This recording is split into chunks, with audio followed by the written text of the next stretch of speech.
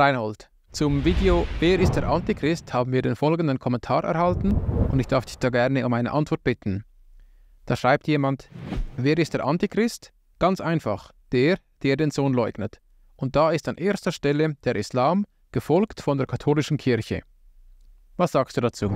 Ja, das ist ein guter Kommentar und es stimmt ja, Johannes erwähnt es ja in seinem Brief, denn das ist der Antichrist, der eben verleugnet, dass Jesus im Fleisch gekommen ist. Und wir wissen, wer da vor allem heraussticht, das ist der Islam, ohne Zweifel. Denn da wird ja der Sohn geleugnet, die sagen, Gott hat keinen Sohn und Jesus ist auch nicht am Kreuz für uns gestorben. Also das ist schon sehr antichristlich. Aber der Antichrist kann eben da nicht aus dem Islam kommen. Also ich weiß nicht, ob es das genau die Frage ist, aber denn viele identifizieren das eben sehr stark mit dem Islam, weil die sehr aggressiv geworden sind in unserer Zeit. Aber das passt auch nicht von der Prophetie her. Die Bibel spricht ja nur von 4 Reichen, nämlich Babylon, Medo-Persien, Griechenland und Rom. Und die Bibel sagt, dass also Rom, die würden den Messias umbringen, den Tempel zerstören, das hat sich ja schon erfüllt. Aber dann würde es ein endzeitliches Rom geben, denn die Bibel spricht eben nur von 4 Reichen, spricht nicht von 5 oder 6 Reichen, das sind nur 4. Und das 4. Reich wird dann praktisch direkt von Jesus zerstört, wenn er als König aller Könige wiederkommt. Klar, die Bibel umreißt da alles, die ganzen menschlichen Reiche, die es schon gegeben hat, denn auch unsere heutige Zivilisation fußt ja auf allem, was es schon früher gegeben hat. Also er kommt aus diesem 4. Reich und dieses 4. Reich, das ist eben nicht der Islam, das ist Europa. Also er kommt garantiert nicht aus dem Islam. Und das mit der katholischen Kirche zu identifizieren, ist etwas relativ, denn da wird ja eigentlich der Sohn in dem Sinn nicht geleugnet. Klar gibt es da viele Verzerrungen, Akzentverschiebungen und so weiter. Wir wissen das die ganze Abgötterei auch im Papsttum, aber ich hätte da Schwierigkeiten, das da auch mit der katholischen Kirche zu identifizieren. Aber das wird sich dann alles eben zuspitzen, diese ganze Abgötterei, wenn der Antichrist kommen wird als Person, ja, das ist ja auch eine Persönlichkeit, er wird kommen und wird dann von der ganzen Welt angebetet. Ich denke, der Islam hätte da die größten Probleme, das zu machen, aber die ganze Welt, ich hoffe, dass ich da nicht abtrifft, die sehnt sich ja nach so einem Original Superman, ja, so einer Comicfigur mit besonderen Fähigkeiten.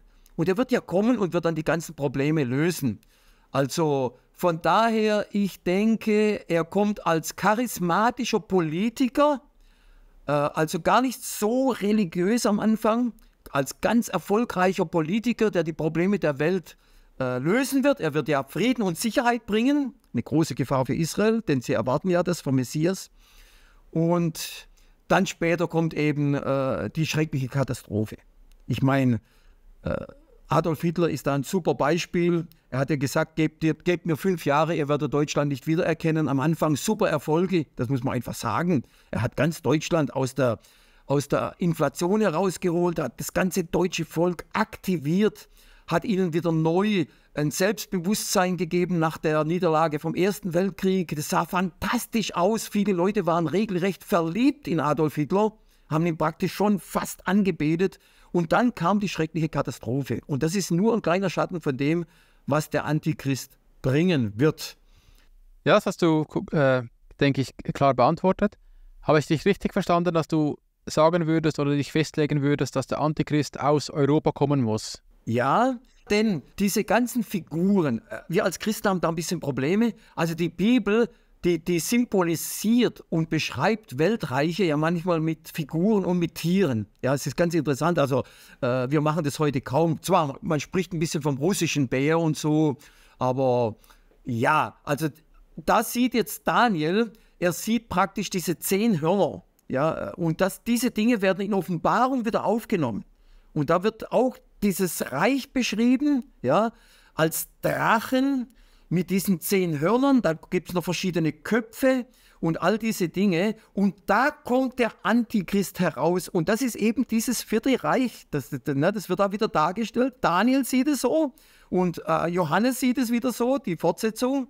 Und da kommt dann dieser Antichrist heraus aus diesem Staatenbund und das ist eben Europa. Da gibt es eigentlich keinen Zweifel. Also da müssen wir uns nicht von den derzeitigen Entwicklungen irgendwie stark beeindrucken lassen. Gerade Islam, wo wir Angst haben, der wird die ganze Welt übernehmen. Ne? Und wir beobachten das ja alles, auch die ganzen Demonstrationen, Free Palestine und so weiter. Ne? From the river to the sea. Und wir denken, Mann, das wird ja immer schlimmer und so weiter. Nein, nein, nein, nein. Wir müssen klar bei der Bibel bleiben. Und die Bibel spricht eben auch zum Teil, dass sich alle politischen Geschehnisse schnell verändern können. Da können sich schnell Dinge verschieben. Ja, wenn wir bedenken, der Iran war früher überhaupt nichts. Heute ist es eine gewisse Macht. Ne? Will ja sogar Israel zerstören.